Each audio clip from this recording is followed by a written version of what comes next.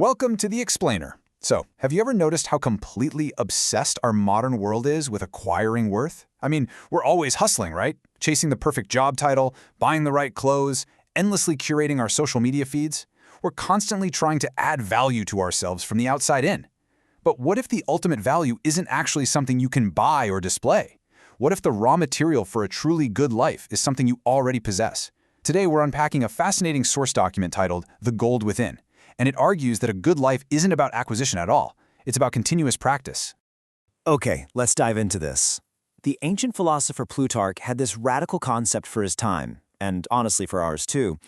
In an era where people literally draped themselves in physical gold just to prove their worth, he insisted that the only gold that actually matters is already woven right into the fabric of your soul. Think about that for a second. You were born with the raw material. It's not something you go out and purchase. It's this personal gold that requires daily discovery, cultivation, and, well, polishing through the friction of a life lived with real intention. And to actually polish that inner gold, the Stoics mapped out 4 essential tools we're going to cover: wisdom, self-control, justice, and courage. Starting right off with pillar number 1, wisdom, or being the eternal student. You see, the Stoics didn't view wisdom as some static prize you get awarded for having a high IQ. No, it's the fruit of sustained, humble attention. And this brilliantly illustrates the difference in how we build that wisdom today. We tend to treat reading like pure consumption. We skim for novelty, we scroll for quick hits, we just want the summary to pass the time, right? But the Roman philosopher Seneca argued for reading as a discipline.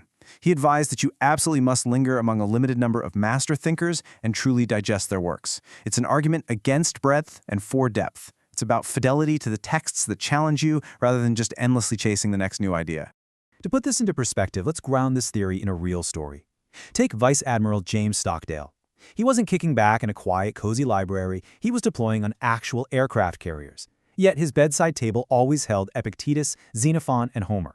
And he didn't read them to just relax. He read them because the chaotic, high-stakes world he lived in constantly demanded new applications of ancient wisdom. Stockdale proves that reading is an ongoing discipline.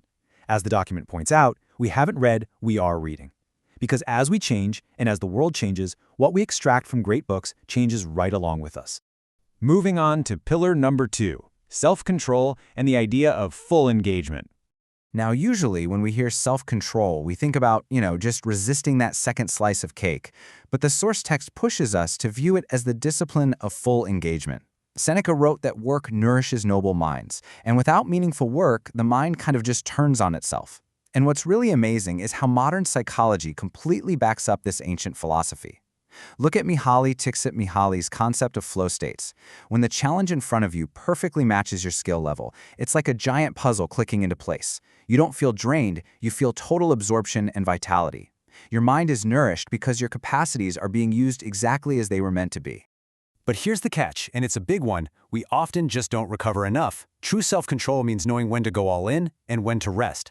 Take Lieutenant Giora Ram, the first fighter pilot ace of the Israel Air Force. He operated on a strict ethos. First, complete the mission at all costs. But the athlete who never rests breaks down. A life of full engagement requires full waves. You have to be completely on, then completely off, and then back again. Self-control is really the discipline of knowing when each mode serves your ultimate mission.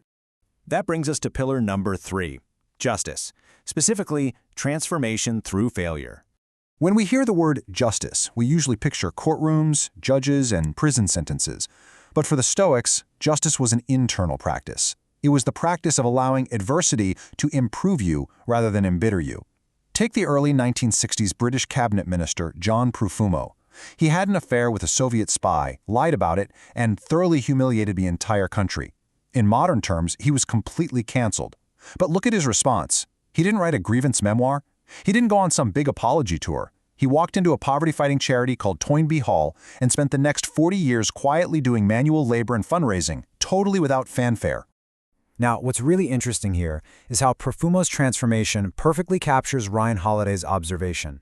The best revenge is to not be like that. He literally used his own catastrophic public failure as the raw material to build a better self. Profumo proved that events can only harm you if they harm your character. He was clarified by his scandal, finding that very inner gold Plutarch promised was always there, waiting to be found. The document extends this concept of internal justice by neutrally examining how we actually measure cost in society. It contrasts the Founding Fathers' mutual pledge of life, fortune, and sacred honor, which was a calculation of very real, ultimate personal risk, against more modern habits. Today, the text notes, individuals frequently attach themselves to causes via hashtags or act out in grievance for social benefit, but they absorb zero personal cost. The underlying argument here is that true justice and sacred honor are demonstrated entirely by the willingness to actually lose something for a commitment. And finally, pillar number 4, courage, the lonely stand. Because think about it. Without courage, your wisdom just stays entirely private. Your self-control only manages what's comfortable. And your justice, well, that's deferred until the outcome is safe. Historically, courage requires taking incredibly lonely stands. Just look at these figures. Cato standing up against Julius Caesar's massive consolidation of power. Thrasea and Helvidius looking the tyrant Nero right in the eye. Thomas Wentworth Higginson defying the Fugitive Slave Act in the 1850s. These people didn't wait around for a poll to see if they'd be successful. They simply looked at the situation, said, "That is wrong," and declared it loudly, regardless of the dangerous consequences to themselves. But it's not all life or death historical drama, right? Courage has a deeply personal, relatable dimension too.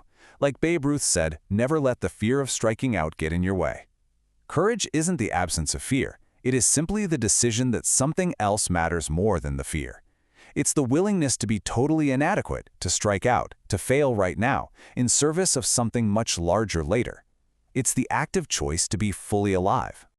So, when we pull all of these pillars together, we realize a truly good life is a direction, not a destination. Let's move to this table and see how all this builds. You see, you never really arrive at virtue. You don't get a certificate in the mail saying you're finally wise, disciplined, just, and brave. It's a continuous practice, and it's absolutely wild how these voices rhyme across centuries and disciplines. From a Stoic emperor and Marcus Aurelius to a disgraced British politician, a happiness researcher, a fighter pilot, and a baseball legend. They are all making the exact same unified argument. Linger with good books, work deeply, transform your failures into service, and take the lonely stand when necessary. And the best part, the math of this continuous practice is incredibly forgiving. The source document points out that you don't have to reach your destination in one single day. You just have to get off the highway of distraction and start driving in the right direction. Just getting 0.1% better each day compounds. Over a year, that makes you 37% stronger than what you were. Every single day we choose to drift, our inner goal dims just a little bit. But every day we choose to polish it, we move closer to what we essentially, fundamentally are. The Stoic virtues aren't about flashy gold you wear on your body to impress strangers. They are the gold in your soul, just waiting to be recognized. And it requires the one thing that absolutely no one else can do for you, the choice to step into your own capacity. So, as we wrap up this explainer, I want to leave you with this question to carry with you. What is one specific thing you will do today, right now, to polish the gold within?